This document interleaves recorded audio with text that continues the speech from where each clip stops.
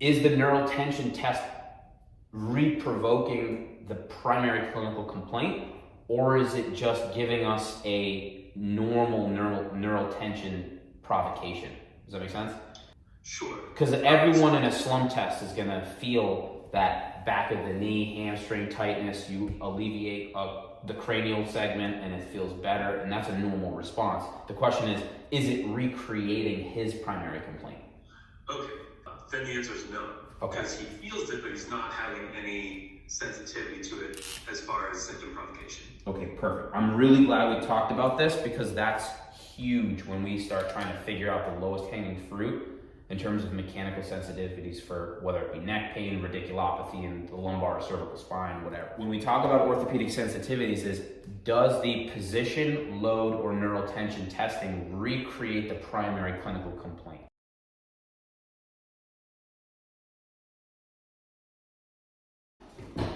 First thing I do is I ask them to keep their shoulders over their hips and just round slump. Okay? For someone who has a subacute or acute discogenic behavior, here's what you might see them do. They're going to shift their weight back and just flex from their thoracic spine, because intuitively, reflexively, they know they don't want to load down here.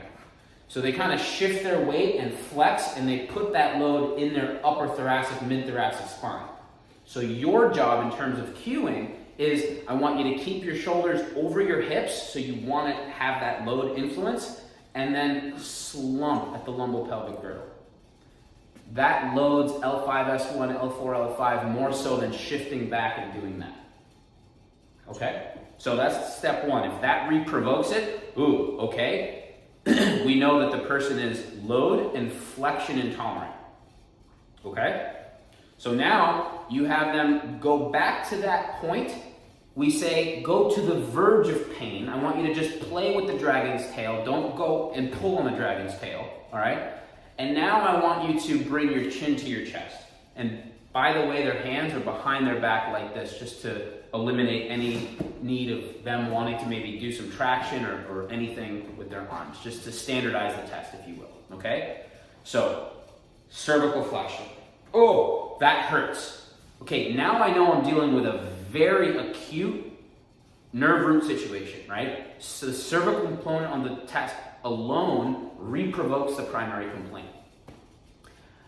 Okay, so I'm gonna say, all right, now come out of that position, maybe come out of everything altogether. I want them to play with the dragon's tail again, so flirt with that pain. Okay, now I'm gonna have them point their big toe up towards the ceiling, ankle dorsiflexion, and slowly straighten out the knee. Ooh. Okay, ooh, and go slow. They do that, ooh, yeah, that provokes the pain. Okay, now I know that independently, the cranial and the caudal component reprovokes the primary clinical complaint. Now, Sam, in this situation, clinically speaking, I will bail on a full slump test, because I already know that those two components in and of themselves reprovoke their pain. I know that I have a load-sensitive, flexion-intolerant back pain with positive neural tension independently stimulated by a cranial segment and a caudal segment. I already know how to start managing this person in terms of, because I've already taken a thorough subjective and understood and listened to their story of their triggers, right? Now what I'm interested in is, now I want to unload this person, and I want to understand the influence of load on their sensitivity, their positional sensitivity, the influence of load on their neural tension sensitivity.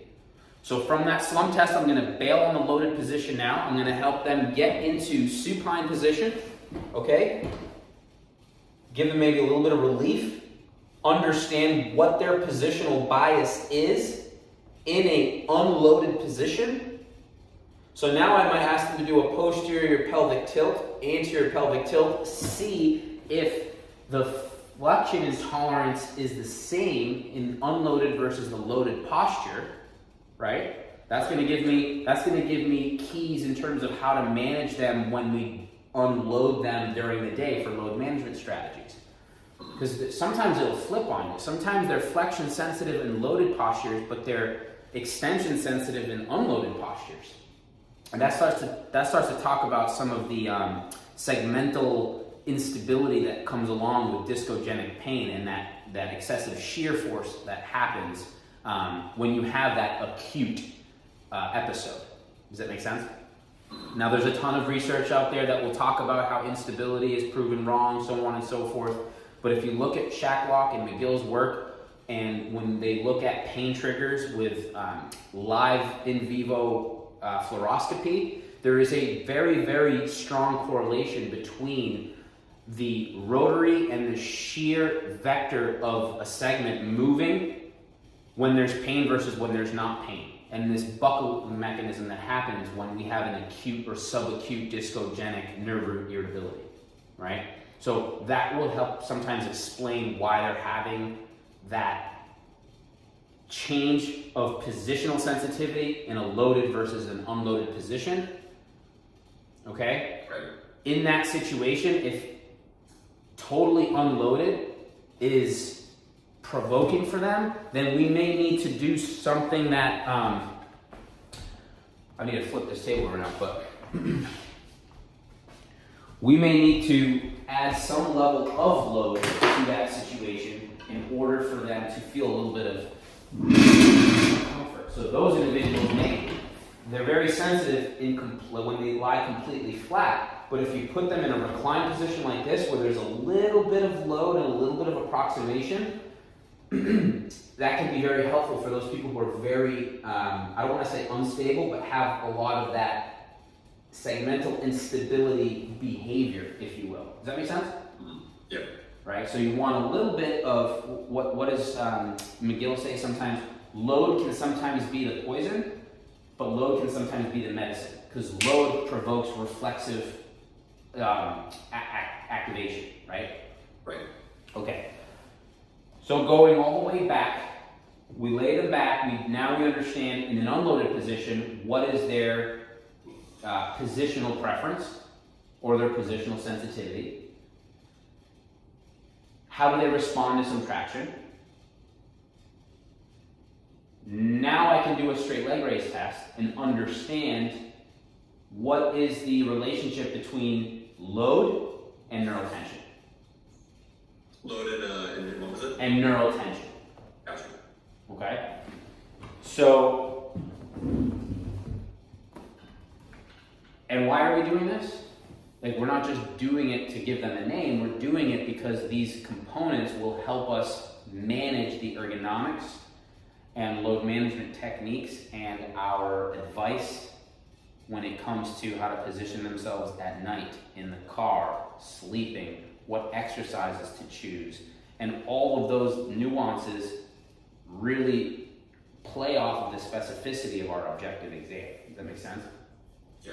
Like when you have a patient who, when you do the slump test and you just do the pelvis and then the cranial component and that stimulates their pain, like, oh, there it is.